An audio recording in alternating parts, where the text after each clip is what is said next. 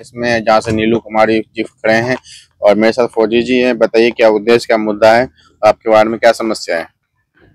Sir जी, सबसे पहले तो आप लोगों का हृदय से आभार, हृदय से धन्यवाद जो आप इतने इंटीरियर इलाके में आप लोग पधारे हैं और अपने चैनल पे ये चीज दिखाएंगे कि ये कितना पिछड़ा हुआ क्षेत्र है। दूसरी बात, अभी आपने सवाल किया कि इस बार क्या, किस वजह से या क्या मुद्दा बनाएंगे आप लोग, क्या उद्देश्य से। तो उद्देश्य इस बार सर साफ है। यहाँ पे विकास बुनियादी सुविधाओं से ही वंचित है। विकास तो बात की बात है, बुनियादी सुविधाएं ही नहीं है। आपने गली गली देखा भी होगा। तो इसी चीज को मुद्दा बनाएंगे और जिनको मौका दिया था 2017 में और उनके पास संसाधन की तो खैर कमी, सरकार तो सबको बजट बराबर देती है। अब पता नहीं किन कारण से इन लोगों ने विकास नहीं किया, जानबूझ के नहीं किया या जो है क्या इनके मन में था, ये तो वही बताएंगे। या कागज पे कर दिया या कागजों में कर दिया, चाहे जैसे भी हो, लेकिन कहीं भी बुनियादी सुविधाएं ही नहीं दी गई। विकास की बात तो अब क्या करें हम लोग।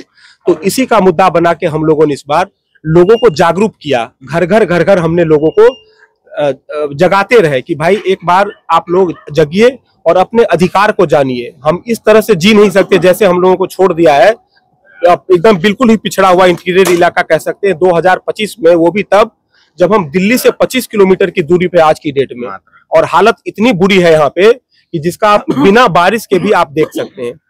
तो इसी चीज को हमने सबको घर घर जगा के इस बार बताया उन्हें कि आप जगिए और आप अपने में से किसी एक आदमी को आगे बढ़ाइए जो आपकी आवाज को सरकार तक पहुंचाए और आपकी मांग को सरकार तक रखे कि आपको क्या चीज चाहिए। क्योंकि जिनसे हमने उपेक्षा किया था 2017 में, वो श्रीमान जी हमारी उपेक्षा पे बिल्कुल ही खरे नहीं उतरे। 0 हमारी तरफ से उनको मार्क जाता है। तो यही हमारा उद्देश्य था, खड़े होने का और लोगों को जागरूक करने का। तो यहाँ पे जैसे देख रहे हैं, सड़क तो है ही नहीं, गड्ढे इतने ज्यादा हैं कि आदमी डिलीवर पेशेंट अगर हॉस्पिटल जाती है तो रास्ते में डिलीवर ना हो जाए उसका। और दूसरा यहाँ पर नाली का तो कोई पता नहीं, लेकिन खिलाड़ियों के लिए क्या सुविधा दिया है?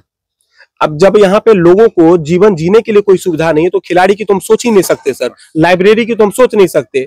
यहाँ पे लेडीज को डिलीवरी की आप देख सकते हैं। एक नॉर्मल आदमी जब यहाँ से बाइक से जाता है तो पेट में दर्द होने लगते हैं, ऐसे गड्ढे हैं। तो लेडीज का तो भगवान ही भरोसे उनका जो है, अब मैं क्या बताऊं इस चीज पे, ऐसा हाल करके छोड़। स्वास्थ्य और शिक्षा के लिए कहाँ जाना पड़ता है? स्वास्थ्य और शिक्षा के लिए आपने सुना भी होगा, कुछ दिन पहले कुछ लोगों ने, गणमान्य लोगों ने अनशन किया था रेफर मुक्त बीके हॉस्पिटल। 18-19 लाख की आबादी पे एक हमारे पास जिला में अस्पताल है, बीके हॉस्पिटल है। उसका भी हाल आपने महीना 1.5 महीना से देख ही रखे हैं। बन रहा 10 साल से। और एक हॉस्पिटल ओम इनक्लेव में 10 साल से कभी वो 50 बेड, कभी कागजों में 100 बेड, और 100 बेड का होने के बाद हॉस्पिटल कहाँ है ये तो वही लोग बताएंगे जो कई बार नारियल फोड़ के गए हैं। अब हम लोग क्या बताएं, हमारे तो आंखों के सामने अस्पताल कागजों में ही चलता रहा। और बच्चे की पढ़ाई के लिए कोई सरकारी स्कूल बढ़िया सुविधा 12वीं तक मैं क्या बताऊं, बुनियादी सुविधाएं ही नहीं है। सारे बच्चे यहाँ से, बड़े दुख की बात है कि हरियाणा से दिल्ली पलायन करते हैं पढ़ने के लिए, वहां जाते हैं। बिल्कुल बिल्कुल सर, चले जाते हैं प्राइवेट कॉन्वेंट स्कूलों में चले आते हैं। गवर्नमेंट की तरफ से स्कूल के नाम पे अगर कोई भी स्कूल है तो आप देखेंगे इस्माइलपुर में एक स्कूल है जिनको आप कूड़ा घर कह सकते हैं, जो बसंतपुर पल्ला रोड के ठीक सामने, वही सामने पड़ा है। अब बगल में कूड़े का महा ढेर लगा हुआ है। अब आप देख लीजिए कि वहाँ पे कितनी बीमारी फैल सकती है। सरकार का यही बद इंतजामी है। महिलाओं के लिए सुरक्षा के लिए क्या काम किया गया? स्मार्ट सिटी के नाम पे 200 करोड़ तो भ्रष्टाचार हुआ, लेकिन कहा गया था कि महिलाओं के लिए सीसीटीवी लगेंगे। महिलाओं के लिए सीसीटीवी लगेंगे तो मैं तो ये देख रहा हूँ कि तो जो है दूर के ढोल सुहावने वाली बात है। हमने तो कभी आज तक देखा नहीं कि यहाँ पे महिलाओं के लिए सीसीटीवी कैमरे लगे हैं। स्ट्रीट लाइट्स भी नहीं है। जब तो स्ट्रीट लाइट ही नहीं है और लाइट जलते भी नहीं है तो महिलाओं के लिए कहाँ से आप सीसीटीवी लगाएंगे? आप तो ये तो झूठे वादे हैं।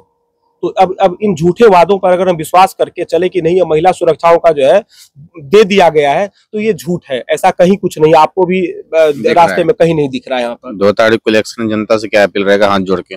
2 तारीख को इलेक्शन है तो हम जनता से ही अपील करेंगे कि आप इस बार किसी ऐसे व्यक्ति को चुने, न आप दल पे न आप बल पे, बल्कि आप व्यक्ति विशेष पे चुने जो आपके बीच आपकी आवाज को उठा करके सरकार तक रखे और आपके साथ सरकार तक पहुंचाए आपकी बात, और आपके साथ कदम से कदम मिला करके चले। ऐसे बंदे को न दे दें जो महलों में रहते हैं और उनको वहां से महलों से उतर के लोगों के बीच में आने में उन्हें शर्म महसूस होती है।